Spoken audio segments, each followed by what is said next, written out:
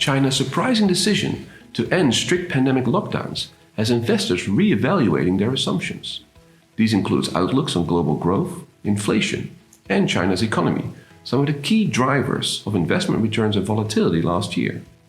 Let's take a closer look at how China's reopening could change the global investment outlook. The first place to look is China's economic growth. We assume that China's growth trajectory will follow the outsized growth of other countries after they reopen their economies. A release of pent-up consumer demand, more business investment, ample government spending, and monetary policy support could boost growth for at least 6 months.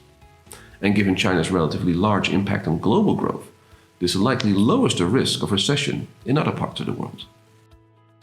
However, an improved economic outlook triggers a potentially worrying side effect: higher inflation. China's pandemic lockdowns dampened the country's demand for already tight energy and industrial metals. A surge in China's growth could push prices higher and generate a new wave of global inflation. So far, that inflation wave has not come to pass. Helped by warm weather and deft adaptation by consumers, energy prices have held steady or declined despite more demand from China and sanctions on Russian energy. Oil prices remained roughly unchanged, while natural gas prices have plummeted. Industrial metal prices have also remained stable, partly because China's government has decided to largely sidestep infrastructure and real estate development to fuel its recovery. Instead, the government aims to support consumer spending and the battered services sector.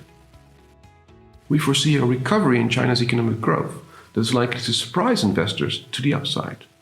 And the incremental support to global growth lowers the risk of recession in the developed world.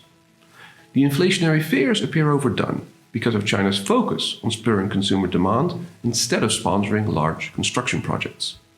Still, the massive losses in and lack of trust towards China's property sector, along with its centralized governance model, cloud the positive short-term effects of reopening.